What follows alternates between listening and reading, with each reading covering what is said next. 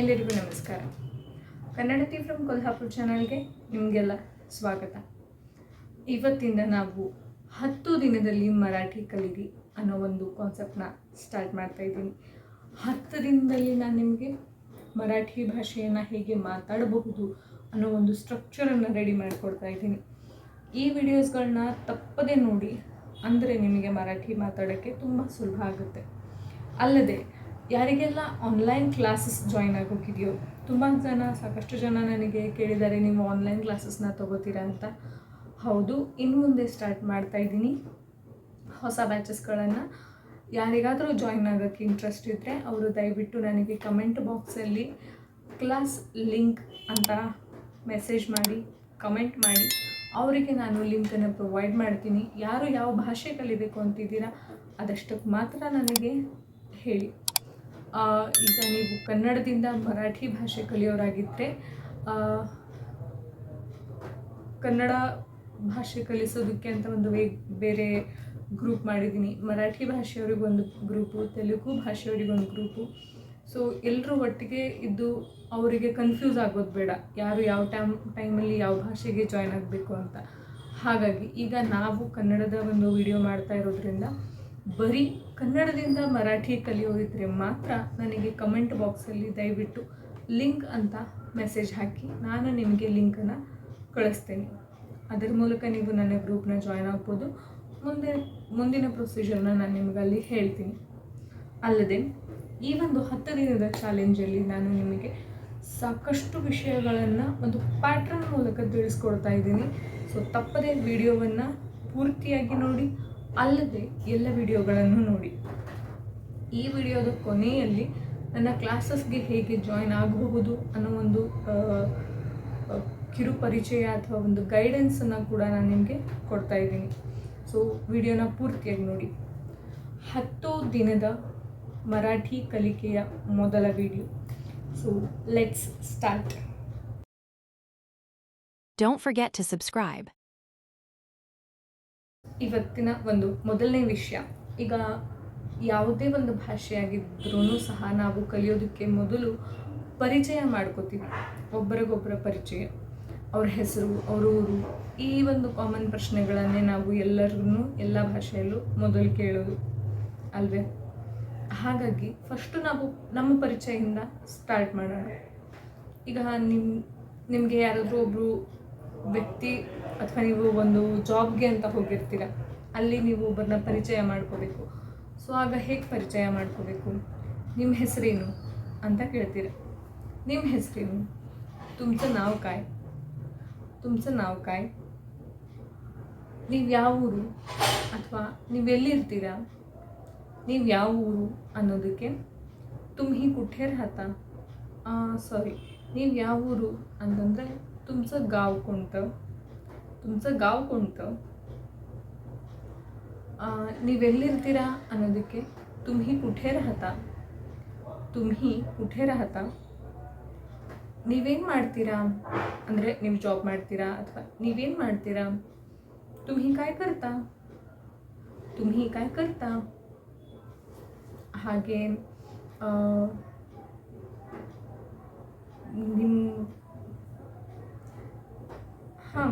ನಿಮ್ಮ ವಯಸ್ಸೆಷ್ಟು? ಯೂಶ್ವಲಿ ಈ ಪ್ರಶ್ನೆ ಯಾರಿಗೂ ಕೇಳಲ್ಲ, ಬಟ್ ಒಂದು ನಾಲೆಡ್ಜ್ ಇರಲಿ ಅನ್ನೋದಕ್ಕೆ ಇದನ್ನು ಆ್ಯಡ್ ಮಾಡ್ಕೊಂಡಿದ್ದೀನಿ. ನಿಮ್ಮ ವಯಸ್ಸೆಷ್ಟು? तुमचं वय किती, तुमचं वय किती. ಈ ಒಂದಷ್ಟು ಕಾಮನ್ ಪ್ರಶ್ನೆಗಳು ನಾವು ಯಾರನ್ನಾದರೂ ಹೊಸದಾಗಿ ಭೇಟಿಯಾದಾಗ ಯೂಶ್ವಲಿ ಕೇಳುವಂಥ ವಾಕ್ಯಗಳು. ಈಗ ಈ ವಾಕ್ಯಗಳನ್ನು ನಿಮಗೆ ಯಾರಾದರೂ ಪ್ರಶ್ನೆ ಮಾಡಿದಾಗ ನೀವು ಹೇಗೆ ಉತ್ತರ ಕೊಡಬೇಕು?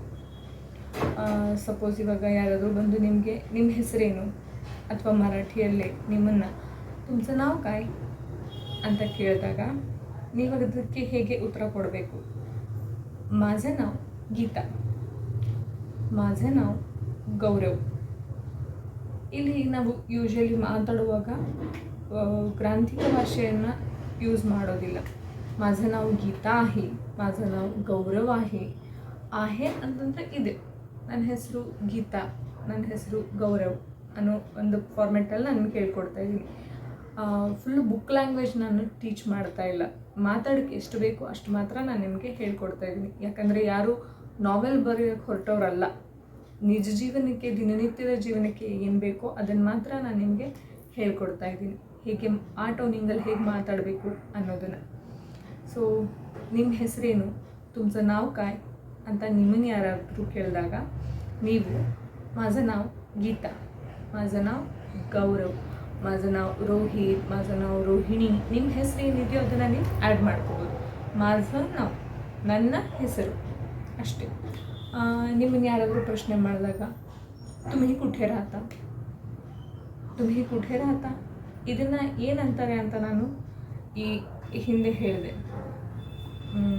ನೀವೆಲ್ಲಿರ್ತೀರ, तुम्ही कुठे राहता, ನಾನು ಹುಬ್ಬಳ್ಳಿಯಲ್ಲಿರ್ತೀನಿ, ನಾನು ಬೆಂಗಳೂರಲ್ಲಿರ್ತೀನಿ. मी हुबळीत राहते, मी हुबळीत राहतो, मी बेंगळूरमध्ये राहते, मी बेंगळूरमध्ये राहतो, मी पुण्यात राहते, मी पुण्यात राहतो. ಇಲ್ಲಿ ನಾನು ಎರಡೆರಡು ಸಾರಿ ಒಂದೇ ವಾಕ್ಯನ ರಿಪೀಟ್ ಮಾಡಿದೆ, ಆದರೆ ಅಲ್ಲೊಂದು ಸಣ್ಣ ಬದಲಾವಣೆ ಆಯಿತು. मी पुण्यात राहते, मी पुण्यात राहतो. ಇಲ್ಲಿ ರಾಹತೆ ಮತ್ತು ರಾಹತೋ ಇದರ ಒಂದು ಬದಲಾವಣೆ ಏನಪ್ಪ ಅಂತಂದರೆ, ರಾಹತೆ ಅಂತಂದರೆ ನಾನು ಒಬ್ಬ ಸ್ತ್ರೀಲಿಂಗ ರೂಪದಲ್ಲಿ ಹೇಳೋದು. ಅದೇ ಒಬ್ಬ ಪುರುಷ ಅವನು ಎಲ್ಲಿರ್ತಾನೆ ಅಂತ ಹೇಳುವಾಗ ಕನ್ನಡದಲ್ಲಿ ಬಹುಶಃ ಸ್ತ್ರೀಲಿಂಗ ಪುಲ್ಲಿಂಗ ಬದಲಾಗೋದಿಲ್ಲ.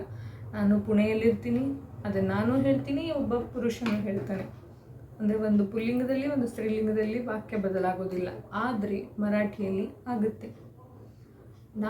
ಇವಾಗ ನಾನು ಸಪೋಸ್ ಒಬ್ಬ ಲೇಡೀಸ್ ನಾನು ಹೇಳ್ತಾ ಇದ್ದೀನಿ ಅಂತಂದರೆ, मी पुण्यात राहते ಇದು ಸ್ತ್ರೀಲಿಂಗ, मी पुण्यात राहतो ಇದು ಪುಲ್ಲಿಂಗ.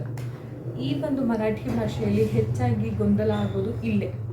ಸಾಕಷ್ಟು ಪ್ರಮಾಣದಲ್ಲಿ ಸ್ತ್ರೀಲಿಂಗ ಪುಲ್ಲಿಂಗದ ಶಬ್ದಗಳು ಬಳಕೆಯಾಗುತ್ತೆ. ಅಲ್ಲದೆ ಅವರು ವಸ್ತುವಿನಲ್ಲಿಯೂ ಸಹ ಸ್ತ್ರೀಲಿಂಗ ಪುಲ್ಲಿಂಗದ ಒಂದು ಬದಲಾವಣೆ ಮಾಡ್ತಾರೆ. ಇದರ ಬಗ್ಗೆ ನಾನು ಮುಂದಿನ ದಿನಗಳಲ್ಲಿ ಹೇಳ್ತೀನಿ ಹೆಚ್ಚಿನ ಪ್ರಮಾಣದಲ್ಲಿ. ಅದು ಒಂದು ಸಣ್ಣದಾಗಿ ಹೇಳಬೇಕು ಅಂದರೆ, ಇವಾಗ ನಾವು ಬಸ್ ಹೋಯಿತು ಅಂತೀವಿ, ಫಾರ್ ಎಕ್ಸಾಂಪಲ್ ಬಸ್ ಹೋಯಿತು ಅಂತೀವಿ, ಅವರು ಬಸ್ ಗೇಲಿ ಅಂತಾರೆ. ಬಸ್ ಗೇಲಿ, ಇದು ಗೇಲಿ ಅನ್ನೋದು ಇಲ್ಲಿ ಸ್ತ್ರೀಲಿಂಗವನ್ನು ಸೂಚಿಸುತ್ತೆ. ಗೇಲಾ, ಗೇಲಿ, ಬಸ್ ಗೇಲಿ ಇದು ಸ್ತ್ರೀಲಿಂಗವನ್ನು ಸೂಚಿಸುತ್ತೆ. ಹಾಗಾಗಿ ಈ ಭಾಷೆಯನ್ನು ಬಹಳ ಸೂಕ್ಷ್ಮವಾಗಿ ಕಲಿಬೇಕಾಗುತ್ತೆ. ಹಾಗೆ ಈಗ ಒಂದು ಕಾನ್ವರ್ಸೇಷನ್ನ ಬಿಲ್ಡ್ ಮಾಡೋದಂತಾದರೆ ನಾನು ನಿಮಗೆ ಒಂದಷ್ಟು ಪ್ರಶ್ನೆ ಉತ್ತರಗಳ ಜೊತೆಗೆ ಒಂದಷ್ಟು ಕಾನ್ವರ್ಸೇಷನ್ನ ಹೇಳ್ಕೊಡ್ತಾ ಇದ್ದೀನಿ. ಅಂದರೆ ಪ್ರಶ್ನೆ ಕ್ವಿಕ್ ಆನ್ಸರ್. ಈಗ ನಿಮಗೆ ಕನ್ನಡದಿಂದ ಸ್ಟಾರ್ಟ್ ಮಾಡಿ ಮರಾಠಿಯಲ್ಲಿ ಉತ್ತರ ಹೇಳ್ತೀನಿ. ಓಕೆ, ನಿಮ್ಮ ಹೆಸರೇನು, तुमचं नाव काय, ನನ್ನ ಹೆಸರು ಗೌರಿ, माझं नाव गौरी.